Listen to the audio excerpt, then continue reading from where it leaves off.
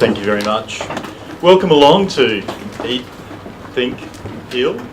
We're going to have a bit of a gallop through the book tonight. The book is, if anyone has read, I think a couple of you might, but it really is a challenge, I think, a challenge to the way that we eat, think and heal. It really asks some, it's a little book that asks some really, really big questions. So I've known Margaret for a very, very long time. And a while ago she came and talked to me about this book, and I was fascinated from the start. It's been quite a journey. It took 4 years to write, and it shows if you read it. There's a lot packed into this book. And I'd like to start by asking her, Margaret, how it was that you came to write this book, given where you started. Thanks, Gerald. Gerald actually said to me when we had a bit of a chat about tonight, he said, so I'm a journalist, Marg, so you know I'm not going to tell you the questions I'm going to ask. And I somehow suspected, though, that this one might come up. I suppose this started about 10 years ago, after we had left our farm on the Darling Downs, and I had started to learn and think about things perhaps slightly differently. Our farm on the Darling Downs was quite large. We grew cotton and grain, and we had a cattle feedlot, and it's a very successful farm. Our family had been there, Bill's family had been there for 50 years in total, and by all accounts it was working very successfully. And we made a decision to leave the farm and to take a break, and to think about life and where it might like to take us to. And having made that choice, I guess it gave us a chance then to reflect back a little bit on our time on the farm. And in reflecting back, I came to view that perhaps some of our time on the farm perhaps was not, our farming practices maybe weren't as wonderful as I had thought they were when we were there. And so over time I came to reflect more on that and think about it, and realise in fact that some of the ways that modern agriculture actually functions is dysfunctional. And it's dysfunctional for the soil, it's dysfunctional for the earth, and it's dysfunctional for the health of the human and the health of the animals that eat the food that comes from that land. And that was quite I guess confronting to me to realise that was the case. And so I started to learn, and I started to read, and I reflected more, and we chatted together, and over time I came to realise that there was really quite a bit that we could come to understand better, and that if we understood it better, then we as people might actually think differently about the way we grow our food and the food that we choose to eat. And I guess one of the messages that I hope has come through in the book is that we've actually got a choice as human beings to farm the way we do. We have a choice to eat the food that we choose to eat. And the more that we know about the source of that, I felt then perhaps the better. And so I started to write because I had learned all this information, and I had felt I needed to clarify this in my own head. I needed to join the dots for myself. So I started to write and join the dots, and some of those dots were about the way we actually farm and the influence of the chemicals and the fertilisers on the land, and the influence that has on not only the soil but then on the quality of the food that comes from that land. And in joining those dots, and I can certainly go into more technical information about that, but in joining those dots I realised that I was actually challenging what we'd stood for.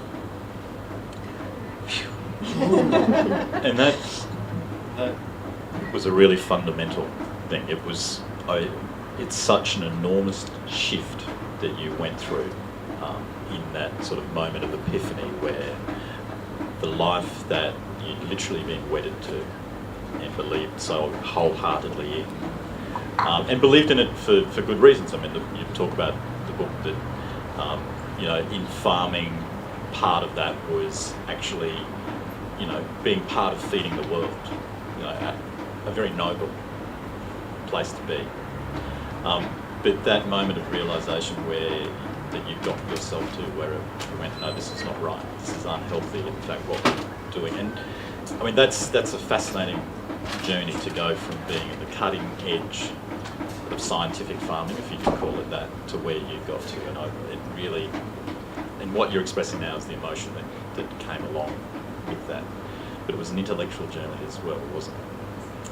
Yeah, it was an intellectual journey, and I suppose that really is what allowed me to pursue it, because I had found myself in a situation where I was exposed to all this new knowledge about natural farming systems and the influence of, when you read the book, mycorrhizal fungi, it features fairly highly in the book, the influence of mycorrhizal fungi on the actual minerals that are absorbed into our food, and the way that mycorrhizal fungi is actually ceases to be active as soon as we add chemicals and fertilisers to the land. And therefore, as a natural consequence of that, the food that we eat does not have the minerals in it that it should have when it's grown in a more natural environment. And so it was an intellectual journey, actually, Gerald, because I could pursue this new knowledge and come to understand this new knowledge. And I felt as though then I could more readily, I guess, explain the difference between the pathways that we had taken and the pathways that perhaps, well, I feel certain are healthier for humans on Earth and the soil and everything else. So as I said a moment ago, I started to write, and I just wrote in private, chapters and chapters. And then after I'd written the section that was sort of really relevant, I gave it to the family to read, and I just said, just read it, that's all I ask. And so they all read it, the 3 generations all read it. What did the family think when they read it?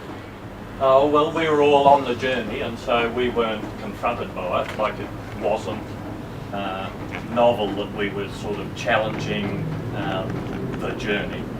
And so it was a accurate account of sort of the road that we'd been on, and so even though it sort of, you know, poked a little bit sort of in the eye of what we sort of were all about, but it was an honest account. We needed to challenge what we were doing, and so we said, yep, fine, like honesty is there, and I think it shows through in the book.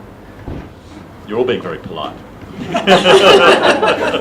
Because it was for you know, farmers that had been on the land for generations and focused on food production and doing it in the most modern and scientific way possible. And as your father pioneered feedlotting, which you know, was a very intensive way of growing beef and was taken up quite, you know, across the world. You know, Margaret's then saying that dominating nature is an obsession for humans, and the way that you were farming was dominating nature, and we're paying the price for that. And also that the forces of nature are powerful and subtle, and we should let them be, instead of what we always feel is the need to interfere and to take control. And that's a really major theme in the book, isn't it? And that's actually saying that fundamentally what we were doing was wrong. Yeah, I guess. It is a major theme in the book, because as we continued our journey, we certainly realised that we were dominating nature on our farm, and there really wasn't much natural happening on our farm. People think that, you know, farms are these wonderful lifestyle places where everybody grows up free and easy and everything else, and everything about our farm was actually very controlled. We, you know, came to describe it. In fact, our neighbour said to us once, you know, Marg, this is a wheat factory. And he was dead right. So we had a wheat factory and we had a cattle factory. Our cattle factory was our feedlot and our wheat factory was our farm. And if you imagine a factory, its inputs, its outputs, its timing, its efficiency, it's all of those things. And that's the way modern agriculture has become. And that's what we were doing. And that was killing our soil, and it was killing us, in the sense that we were absolutely drained by that at every level in our lives. Yeah. And there was a villain in the middle of all of this. And it was fertiliser, wasn't The it? villain was fertiliser. And nitrogen. And what role was that playing? Well, the villain with fertiliser is that it had come to be viewed that plants grow better when you fertilise them. And when you give them artificial fertiliser, such as nitrogen and phosphorus and potassium and all of those sorts of things, which are the NPK that you see on the side of all the different fertilisers that you buy. And when you when you use fertiliser on plants, then what it does is it makes them grow faster and they grow bigger, and you think, well, everything is fine. In fact, what's happening is underneath, you've actually destroyed the interaction that naturally occurs with the root system. And that destruction is that the fertiliser stops the mycorrhizal fungi that live under the ground, that attach to the roots. It stops those mycorrhizal fungi from actually functioning properly, because the plant no longer needs to go down with its roots and to tap into the minerals from the soil. The plant now takes all it needs for growth from the artificial fertiliser that you've added. And the consequence of that is that the minerals remain in the soil. They don't actually become available to the plant. They remain in the soil. So the plant looks green and big and fat, but in fact it's full of very little. And that's the consequence. And you bring that together with human health. And I'll quote from the book again. The simple act of applying a synthetic fertiliser to speed up the growth of our plants could also be paving the way for the decay of human health through the decay of the soil that supports life on Earth. It's a pretty big, but you know, you go on and you talk through that detail, and you've done a lot of research, and Terry's here tonight to probably add a little bit more to that if you want to ask him into the conversation. Yeah, well, perhaps I could just offer that one of the people who features in the book, I've spent the last 10 years working alongside Dr. Terry McCosker, who's an educator of natural farming systems in Australia and is known worldwide. And Terry's here tonight, if you just want to raise your hand, Terry. There he is. So I'd love you to take the opportunity to have a chat with Terry, because he has 25 years of stories to tell from people who have actually chosen to use natural farming systems. And one of the really simple stories that Terry only told a couple of weeks ago was when he goes onto farms and people have been applying all this natural fertiliser, all this artificial fertiliser, and he says, well, we'll stop using that and we'll move into the natural cycles. One simple example was these people were applying phosphorus to their plants all the time, and when they stopped applying the phosphorus and they moved to the natural cycles, the natural phosphorus in the soil became more available and gave more to the plant than any artificial phosphorus could ever have done. And it's just understanding that and knowing and trusting the natural cycles of nature that makes such a difference to the health of that food and then the health of us. And as a consequence, in fact, the health of the soil and the regrowth of the soil, because soil can regenerate, but it's got to have the right environment to do that. So what was it all doing to human health? Well, what it's doing to human health is, in fact, with the minerals not being present in the food that we eat, then we're eating food that's semi-empty in a way, and so there's lots of consequences to it. Lots of people feel they need to eat more because what they're getting is not actually satisfying them, and then so they eat quantities that are greater, and then there's that consequence of eating more quantity than you need to eat. And even then, we're not actually fully satisfied, and our cells are not being fed. They're not being fed the way they're meant to be fed, and then the natural communication process that occurs from cell to cell doesn't happen. And when that natural communication process breaks down from cell to cell, then the body ceases to be able to identify. The body's meant to get rid of all the baddies and keep all the goodies. Well, when it can't communicate properly, then it can't tell which ones are the baddies and which ones are the goodies, and it gets rid of the wrong ones. And that's autoimmune conditions, when the body is actually eating itself. It's eating the good cells instead of eating the bad cells. That's autoimmune conditions on every scale, right through from just a mild allergy right through to rheumatoid arthritis and diabetes and all the rest. That's the scale. And on the other side of the scale, when the body is supposed to be getting rid of the bad cells and it doesn't actually do it and the bad cells stay there and they replicate, well, in our modern world that's called cancer, when the bad cells replicate. So simple are those things that if only our cells were fed properly, then our body is a natural healing creature, and if only it is fed correctly, it will naturally heal. And we just don't realise that we've ended up in the situation that we're in. We've got there blindly, not knowing, and here we are, and we're going, well, how did we get here? And you talk also about the impact on bones, and bones is a theme that you draw out. Yeah, this actually, when I found out this information, it wasn't so much personal as an incredible intellectual realisation that this process of actually drawing the minerals out of the soil, it occurs by the carbon going down into the soil. So when the carbon goes down into the soil, then the roots interact and the mycorrhizal fungi interact, and then in exchange the minerals come back up. Now that process of actually taking the carbon down into the soil also allows the soil to regrow. That whole process is a regenerative process that the soil then goes through. But it only goes through it when it takes that carbon down in, and it only takes that carbon down in when the plant needs the minerals from the bottom. So if you feed it artificial fertiliser, then that interaction won't happen, and therefore it's not going down into the soil, and the soil can regenerate. And that whole process, I've talked about the human body and the getting the minerals into the body, they parallel each other. And Dr. Christine Jones is an Australian soil ecologist who's just world known for her challenging of the way we view the soil and food. She's world renowned for it. And as the soil regenerates through the sequestration process of carbon down into the soil, etc., so too does that then feed into our bodies and allows our bones to regenerate.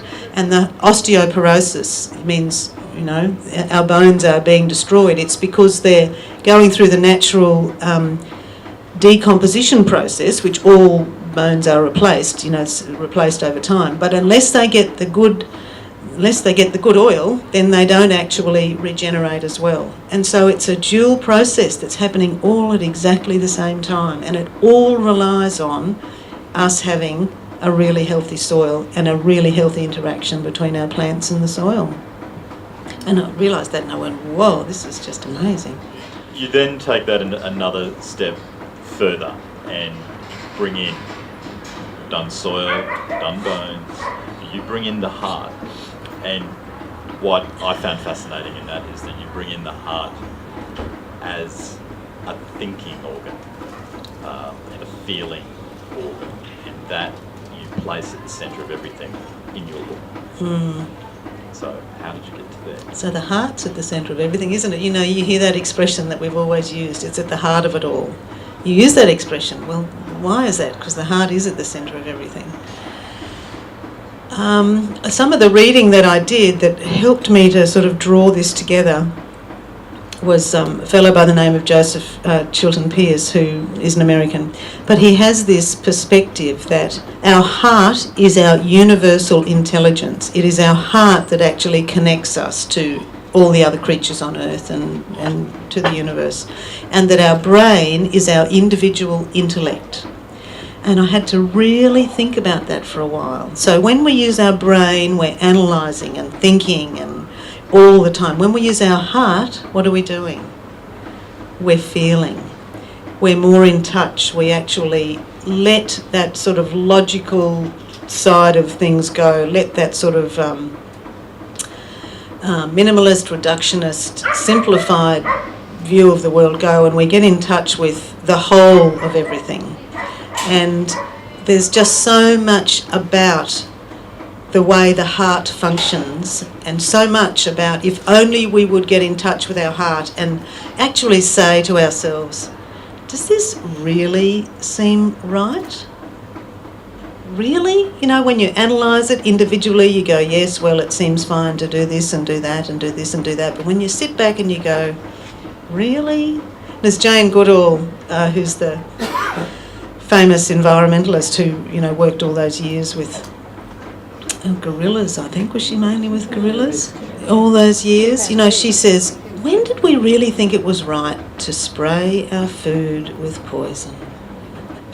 And, you know, we do these things because we say that, you know, it all seems okay, there's all the rules seem fine and the tests seem fine, and so we go analytical on it all and we say, well, the tests are fine and science has said it's fine and, you know, everybody said it's fine, so it must be fine.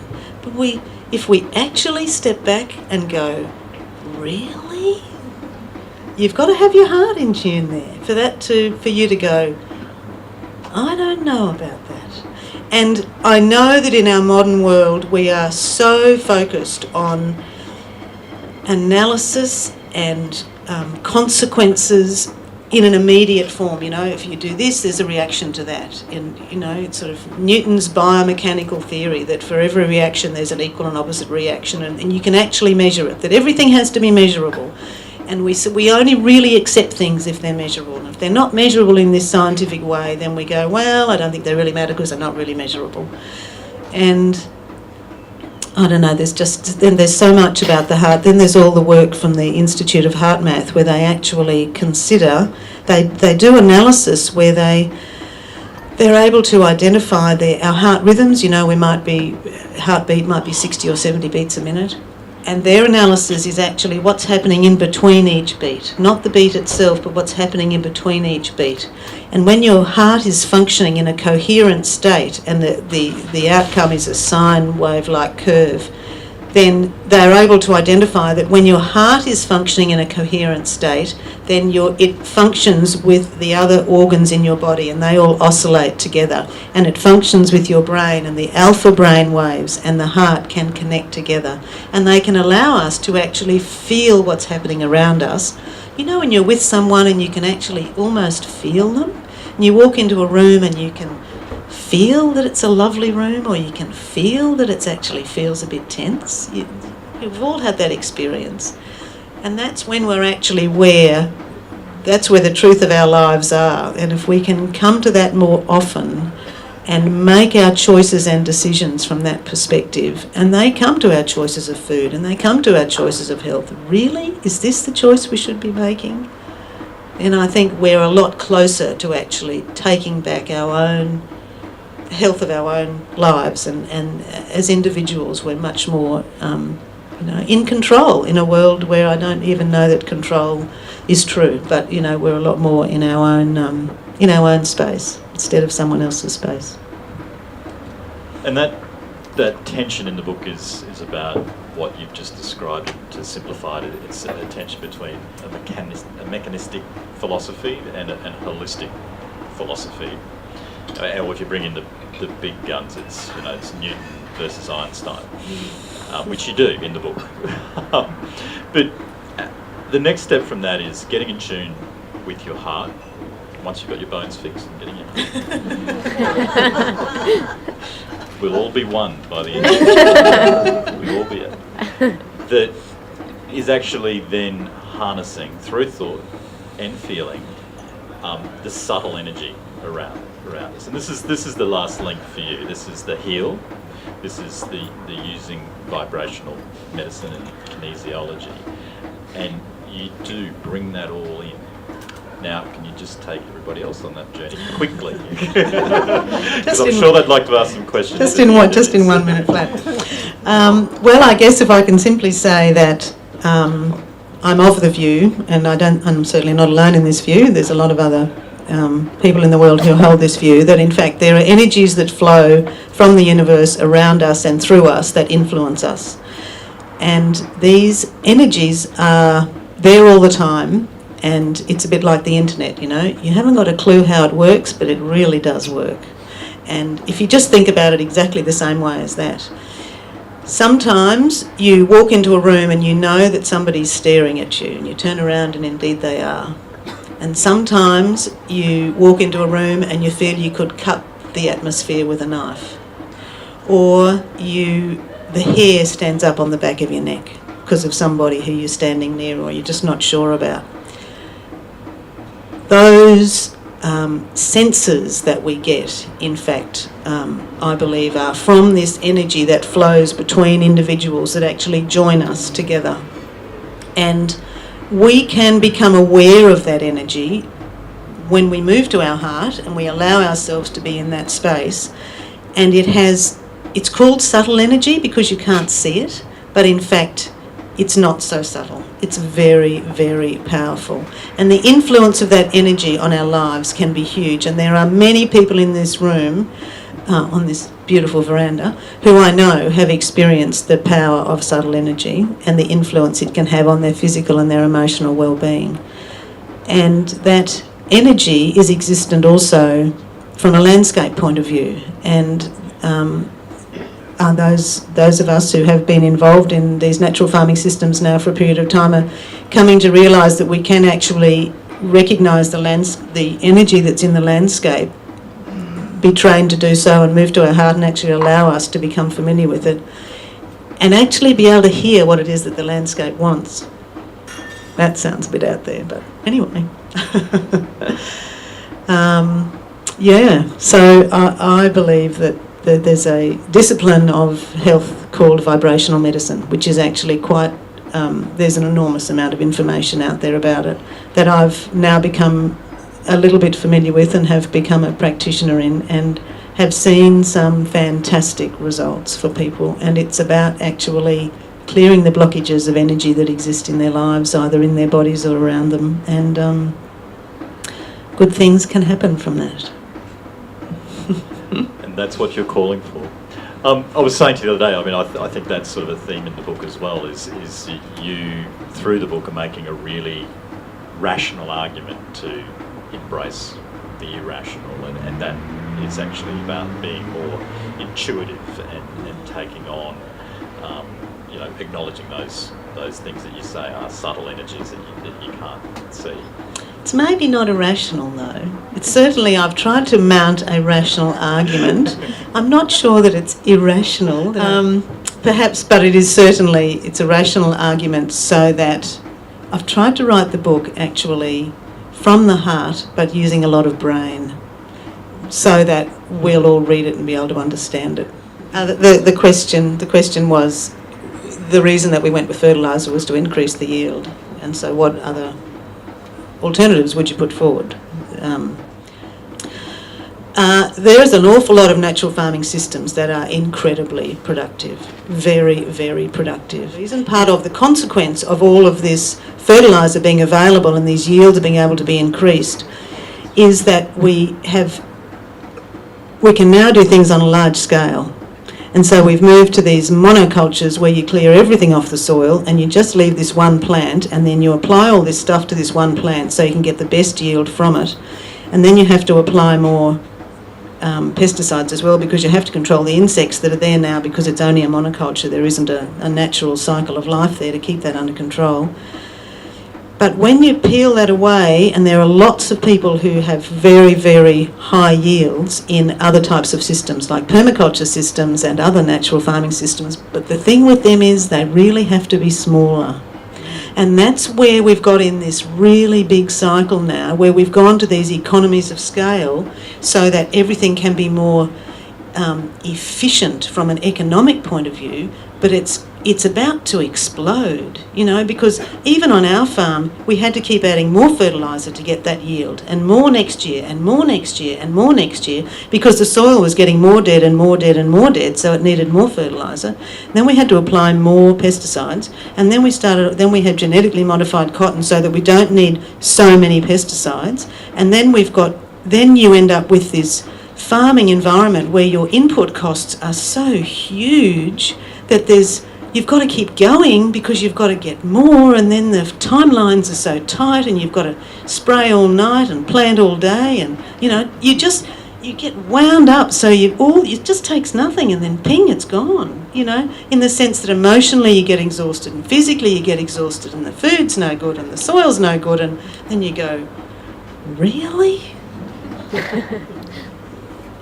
Well, I'd hope that one or two people might read it and go, really? Well, I think like a lot of things, it's really just you do what's right for you, and then perhaps someone will look over the fence. And I know that, you know, when you talk to Terry about the people who've adopted the natural farming systems that he's been teaching people about, neighbours get really, really excited. People get really excited about what they've learned, and they want to tell the world and they want to convert the world. And the world doesn't want to be converted. So sometimes people pick up little bits, but we all do better if we're just left in a space that's a safe space that we can observe and ask questions and, you know, do it in our own time, and then little revolutions happen. And, you know, I think that there's a social revolution that's starting with all of this. I really do. I just think it's amazing what you hear about. And it's just, you know, even when I did speak to a group of farmers a couple of weeks ago about some of the material in the book, and I talked about the mycorrhizal fungi and everything, and the fellow who was running the program at the time came up to me afterwards and he said, Marg, they've all heard that 100 times. But they actually heard it differently this time because it was told from using different language, using different examples, and so, you know, I think that the more books there are, the more perspectives there are. If it's the same message, then I think we're all going to start questioning more, and then eventually, you know, if democracy works, then you end up with members of parliament who question more, or at least we're in a democracy. Yeah, that's true. You do understand how the world works. Is that most of the meat that we buy these days is grain-fed meat. When we moved to the point where fertiliser became a dominant way of our modern farming systems, what we did at that time was we separated the animal and the grass from the same landscape, and we put the animals into feedlots and we put the grassland into monoculture. And then we thought, well, this is excellent. We've got very high yielding corn, as it happened in the United States, very high yielding corn, and we've got all these cattle over here. So we can feed that corn to these cattle and they'll be higher yielding too, because now they'll be fatter, so etc, etc, etc. It all looks as though it was going to be a very happy ending for everybody. The consequence of that, in fact, was twofold. One is that when our cattle used to be fed grass and not grain, then that was when they were getting omega-3s. Omega-3s come from grass and omega-6s come from grain. Now, omega-6s are inflammatory and omega-3s are anti-inflammatory. And our body needs both. No question our body needs both. What has happened is virtually omega-3s they're virtually not in those products anymore, because the omega-6s from the grain that the meat have now eaten, when we eat grain-fed meat, we're eating an inflammatory product, and it is not a natural product, it's a manufactured product. When we eat grass-fed meat that has had that natural connection with the soil and with the mycorrhizal fungi, then you've got a natural product which is anti-inflammatory, and that's the healthy meat, and that's not. Well, I think that's your message, that there is a choice. There is a choice. And it is that shift. It's a paradigm shift from the need, which is so instinctive in all of us, to dominate and be in control, and to actually let go of some of that. And that's massive. That really is a change in, you know, some fundamental parts of human nature, I suppose, to get there. But, you know, that's the idea. You talk about it, you bring people along with you, and, you know, and you get them all on the same wavelength. Thank you, Margaret. I really, as I was saying, I mean, it was an act of courage to write this book and to bring it to everybody, and the fact that you brought your family along with you on that journey is quite incredible. So, thank you to my family. It's really a wonderful experience to know that we've taken this journey together. So congratulations, and I think we should thank the Thank author. you.